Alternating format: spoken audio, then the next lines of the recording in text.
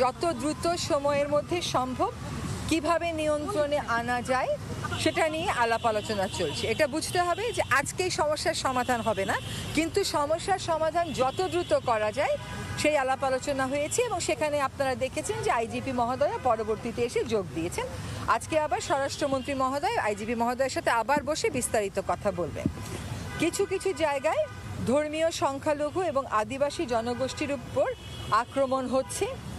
স্থানীয় জনগোষ্ঠীকে সাথে নিয়ে আদিবাসী জনগোষ্ঠীকে প্রতিনিধিত্ব করে বা ধর্মীয় সংখ্যালঘু জনগোষ্ঠীকে প্রতিনিধিত্ব করে এমন সংস্থাগুলোর সাথে মিলে আপাতত একটা রক্ষা বলয় সৃষ্টি করার জন্য চেষ্টা করা হবে। এইটা নিয়েও আজকে আইজিপি মহোদয়ের সাথে আমাদের কথা হয়েছে।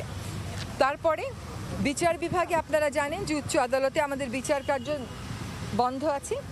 আইন উপদেষ্টাকে দায়িত্ব দেওয়া হয়েছে, তিনি সিনিয়র আইনজীবীদের সাথে কথা বলে কত দ্রুত বিচার কার্য শুরু করা যায় সেই ব্যবস্থা গ্রহণ করবেন। আরেকটা হচ্ছে যে যত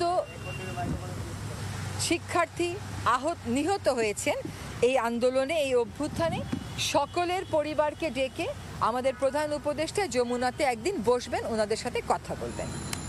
আর হচ্ছে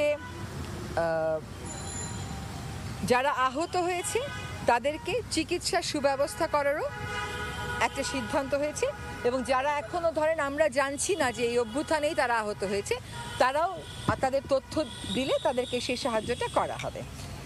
অনেক হয়রানিমূলক মামলা হয়েছে যারা আন্দোলন করেছে তাদের বিরুদ্ধে, আর এর আগেও অনেক হয়রানিমূলক রাজনৈতিক মামলা হয়েছে।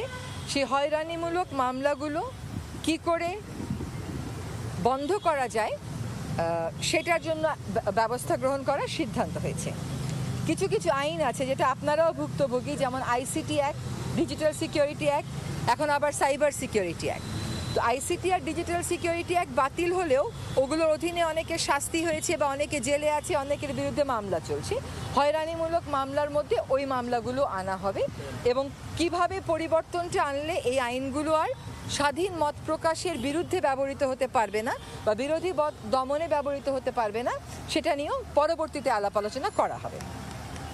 শিক্ষা প্রতিষ্ঠান বলা হচ্ছে, শিক্ষা প্রতিষ্ঠানও যত দ্রুত সম্ভব খুলে দিতে হবে।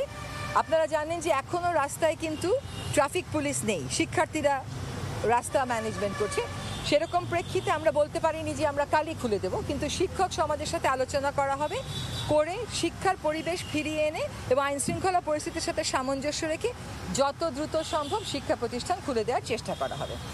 সকল মন্ত্রণালয় আমরা যারা দায়িত্ব নিয়েছি, আমাদের সকল মন্ত্রণালয় আমরা যারা দায়িত্বে থাকব, আমাদের সাথে কাজ পরিচালনার ক্ষেত্রে শিক্ষার্থীরা সম্পৃক্ত থাকবেন। কিভাবে তারা সম্পৃক্ত থাকবেন, এটার কাঠামো কী হবে, এটা আমরা পরবর্তীতে চিন্তা করব। আরেকটা হচ্ছে সকল সেক্টরে রিফর্ম নিয়ে আমরা খুব কথা বলি যে এইভাবে চলে না, এইভাবে চলতে পারে না, সিস্টেমটাকে আমাদের বদলাতে হবে। সেই রিফর্মগুলো একা তো আর করা যাবে না, সমাজের সবার সাথে কথা বলতে হবে, গণমাধ্যমের সাথেও কথা বলা হবে, পেশাজীবীদের সাথে কথা বলা হবে, সকলের সাথে কথা বলে রিফর্ম এজেন্ডা একটা ঠিক করে তারপরে আমরা আলাপ আলোচনায় যাব। অর্থের ব্যাপারে কথা হয়েছে যে আর্থিক খাতগুলোকে শুধুমাত্র চালু করলেই হবে না, সক্রিয় করতে হবে এবং সেখানে নেতৃস্থানে পরিবর্তন আনবার প্রয়োজন যেগুলো আছে অনতিবিলম্বে সেই পরিবর্তন আনার চেষ্টা করা হচ্ছে। ব্যবসাকে উজ্জীবিত করার জন্য যত রকমের সুরক্ষা নেওয়া যায় সেটা আমাদেরকে আইডেন্টিফাই করে সেই সুরক্ষাগুলো নিতে হবে, যাতে ব্যবসায়ীরা যারা হতোদ্যম হয়ে পড়েছেন তাদেরকে আবার উজ্জীবিত করা যায়।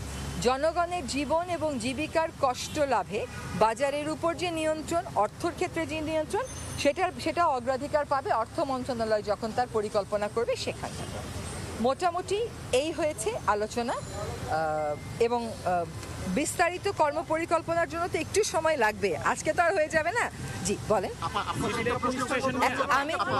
আমি এখানে আছি, আমি উত্তর দেব, আস্তে আস্তে বলেন। গতকালকে অন্তর্বর্তীকালীন সরকার গঠিত হয়েছে, আজকে আপনারা অনানুষ্ঠানিকভাবে আপনারা যে বৈঠক করলেন, আপনাদের মেয়াদ কতদিন হবে সে বিষয়ে কোনো আলোচনা হয়েছে? আচ্ছা, মেয়াদের বিষয়ে এখন আলোচনা করাটা বা সিদ্ধান্ত নেওয়াটা সম্ভব না, কারণ আপনি যদি কি রিফর্ম চান এটা না বুঝে তো আমি মেয়াদের কথা বলতে পারবো না। আর রিফর্ম যদি আপনারা না চান তাহলে আবার আরেক কথা। হ্যাঁ, কাজে এখনই মেয়াদ করে অস্থির হওয়ার কিছু নাই। আমরা সকলেই গণতান্ত্রিক দেশে একটা যাতে যাত্রা শুরু করতে পারি সেটার প্রস্তুতির জন্যই তো এই অন্তর্বর্তীকালীন সরকার। সেই প্রস্তুতিটা নেওয়ার জন্য যেটুকুন সময় দরকার শুধুমাত্র সেটুকুন সময়ই আমরা নেব। শেষ পর্যন্ত গণতন্ত্রের দিকেই আমাদের যাত্রা করতে হবে। শিক্ষা প্রতিষ্ঠানের কথা আপনি বলছিলেন আপা, বাচ্চারা এখন রাস্তায়, আমরা জানি যে এইচএসসি পরীক্ষাও চলছিল এবং প্রধান উপদেষ্টার কাঁধে আসলে অনেকগুলি মন্ত্রণালয়, সেখানে শিক্ষার দুটি মন্ত্রণালয় রয়েছে। উনি কি সুনির্দিষ্ট করে কোনো কিছু আসলে বলেছেন যে 14.5 লাখ শিক্ষার্থী কবে এইচএসসি পরীক্ষা বসতে উনি পারবে? এটা এখন বলতে পারেননি, কারণ এটার সাথে আবার আইন শৃঙ্খলারও একটা সম্পর্ক রয়ে গেছে। ওইটাকে অ্যাড্রেস করার সাথে সাথে এটাও অ্যাড্রেস হয়েছে। দুর্নীতি নিয়ে কোনো কথা হয়েছে কিনা? আমরা দেখেছি বিভিন্ন সময় বড় রকমের দুর্নীতি, মানি, অর্থ পাচার, এই অর্থ মন্ত্রণালয়ের যিনি দায়িত্বে আছেন উনি বলেছেন যে যত রকমের ইভিল প্র্যাকটিসগুলো আছে সেইগুলোকে যদি উনি অ্যাড্রেস করতে হয় তাহলে তো উনার অনেক জায়গাতে তো আপনারা জানেন পদত্যাগ ভ্যাকেন্ট হয়ে আছে। ঠিক লোকগুলোকে দিয়ে ওই জিনিসগুলো আইডেন্টিফাই করে অবশ্যই ওগুলোর ব্যাপারে ব্যবস্থা নেওয়া হবে, কিন্তু সুনির্দিষ্ট করে একটা দুর্নীতি বা একটা ব্যাড প্র্যাকটিস নিয়ে আজকে আলোচনা হয় না। রাজারবাগে যেটা যাওয়ার কথা ছিল, যেহেতু আইজিপি মহোদয় এখানে এসেছেন, র্যাবের প্রতিনিধি এসেছেন, রাজারবাগে আজকে আর যাওয়া হচ্ছে না। আজকে স্বরাষ্ট্রমন্ত্রী মহোদয়ের সাথে এনারা বসবেন, স্বরাষ্ট্র উপদেশের সাথে আজকে ওনারা বসবেন এবং সেখানে আরেকটু বিস্তারিত আলোচনা। দীর্ঘদিন ধরে আপত্তি জানিয়েছিলেন, বাতিলেরও কথা বলেছিলেন, তো অলমোস্ট আপনারা সবাই এখানে উপদেষ্টা পরিষদে আছেন, তো এখন কি আইনটি বাতিল করবেন? আমি এটাই বললাম যে সাইবার নিরাপত্তা আইনের যে বিধানগুলো, জি জি আমি আছি, শোনেন, কতগুলো ক্ষমতা একটা গণতান্ত্রিক সরকারের হাতে পড়লে অসুবিধা হয় না, কিন্তু সরকার যখন অগণতান্ত্রিক হয়ে পড়ে তখনই এটার অপপ্রয়োগ হয়। সে কথাটাও হয়েছে। কোন বিধানগুলো অপপ্রয়োগ করার যাচ্ছে সেগুলো আইডেন্টিফাই করে বাতিলের কথা বিবেচনা করা হচ্ছে। এখনো অনেক জায়গায় মানে ডাকাতি বা এই ধরনের সমস্যা শোনা যাচ্ছে, সেটার ব্যাপারে কোনো আলোচনা? সেটার ব্যাপারে কথা হয়েছে, এখানে আইজিপি মহোদয়কে জিজ্ঞেস করা হয়েছে যে ওনার কাছে কি তথ্য আছে। ওনার কাছে যা তথ্য আছে তার সাথে আবার যা প্রচারিত হচ্ছে সবসময় মিলছে না, আবার ওনাদের অনেকগুলো থানাও তো ফাংশনাল না, কাজে ওনার কাছে সব তথ্য এখন থাকবে এটাও আমরা ধরে নিতে পারি না। তবে সেটার ব্যাপারেও কথা হয়েছে যে যত দ্রুত সম্ভব আইন শৃঙ্খলা রক্ষাকারী বাহিনী, বিশেষ করে পুলিশ যাতে নেমে যায় এবং আমরা সকলেই যেন পুলিশকে সাহায্য করি, কারণ পুলিশের মতন একটা বাহিনীর মনোবল যখন ভেঙে যায় তখন কিন্তু সে অনিরাপদ বোধ করলে সে নামবে না। সেজন্য আমাদের যারা শিক্ষার্থী প্রতিনিধি আছেন তারা এবং স্বরাষ্ট্রমন্ত্রী মহোদয়ের আলোচনা করবেন পুলিশদের সাথে, যাতে করে তারা রাস্তায় যত দ্রুত সম্ভব না।